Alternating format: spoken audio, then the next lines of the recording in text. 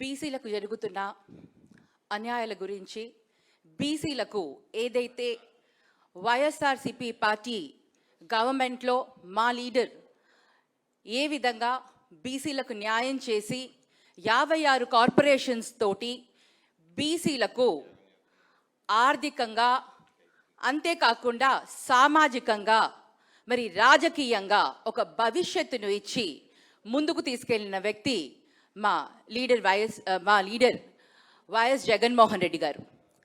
మరి ఈరోజు బీసీలకు ఏదైతే మేనిఫెస్టోలో మీరు పెట్టి మభ్యపెట్టి ఈరోజు ప్రభుత్వంలోకి వచ్చారో 50 ఏళ్లకే బీసీలందరికీ కూడా పెన్షన్ ఇస్తా అన్నారు.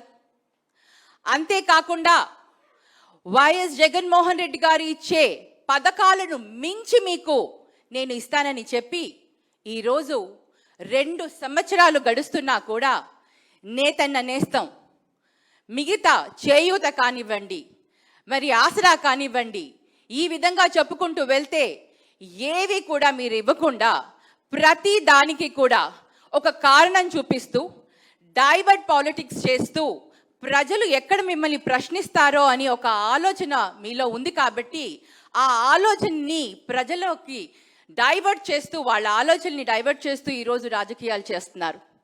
ఈరోజు ఈ 2 సంవత్సరాలలో 3 బడ్జెట్స్ని ప్రవేశపెట్టడం జరిగింది. ఇది 2వ మహానాడు మీరు చేస్తున్నారు. మీరు ఒక్కసారి మా ప్రభుత్వంలో చేసిన దానికి మీ ప్రభుత్వంలో మీరు ఏం చేస్తున్నారు అని ఒక పక్కన మీరు ఒక చార్ట్ తయారు చేసి మీరు చూపించగలిగే ధైర్యం మీకుందా? ఆ సాహసం మీకుందా?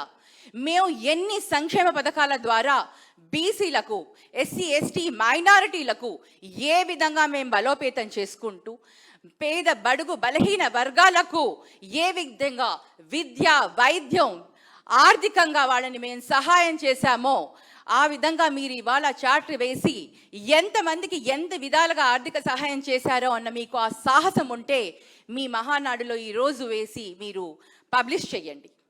అంతేకాని ప్రతి దాన్ని కూడా రాజకీయంగా ఏ విధంగా మలుపు తిప్పుకోవాలి, అబద్ధాలతో ప్రజలను ఏ సందర్భంలో ఏ విధంగా మోసం చేసుకుని రాజకీయ లబ్ధి పొందాలి అని మటుకు బాగా తెలిసిన ప్రభుత్వం కూటమి ప్రభుత్వం. మరి మాకు కేవలం ఏది చేయగలుగుతామో అది చేసే సత్తా ఉన్నప్పుడే ప్రజలకి మేము ఆ మాట ఇస్తాము. ఆ మాట మీద నిలబడే ఒక ధైర్యంతోనే మేము ముందుకు వెళ్తాం. అదే మా లీడరు మా అందరికీ కూడా చెప్పే దిశానిర్దేశం. మేము ఎప్పుడు కూడా సాధ్యమయ్యేవే చెప్తాం, సాధ్యమయ్యేవే చేసి చూపిస్తాం. మరి ఈరోజు బీసీలకు ఏ విధంగా అన్యాయం చేస్తున్నారు, బీసీలకు మహిళలకు ఏ విధంగా మోసం చేశారు అనేది ప్రజలందరూ కూడా గమనిస్తున్నారు. మీ మేనిఫెస్టోని మీరు ఎప్పుడు కూడా గౌరవించుకోలేదు. మేము మా మేనిఫెస్టోని ఎప్పుడు కూడా మా జగనన్న అంటూ ఉంటారు, అదొక భగవద్గీత, బైబిల్, నేను ఖురాన్ లాగా భావించి ఎంతో పవిత్రంగా మేము దాన్ని భావించి ప్రజలందరికీ కూడా ఇచ్చిన మేనిఫెస్టోని చెప్పినట్టుగా మేము అందరికీ దాన్ని ఇంప్లిమెంట్ చేయడం జరిగింది. సో ఈ విధంగా మీరు ఏ విధంగా మీరు మోసం చేస్తున్నారో ఈరోజు అందరం కూడా డిస్కస్ చేసుకున్నాము. అదేవిధంగా కార్యాచరణ ఒకటి రూపొందించుకొని దీన్ని మేము ముందుకు పబ్లిక్లోకి, ప్రజల్లోకి తప్పకుండా తీసుకొని వెళ్తాము. ప్రజలు కూడా గమనిస్తున్నారు. మొదట 6 నెలలు సరే ప్రభుత్వం వచ్చింది కదా అని వదిలేశారు, 1 ఇయర్ సరే అని వదిలేశారు.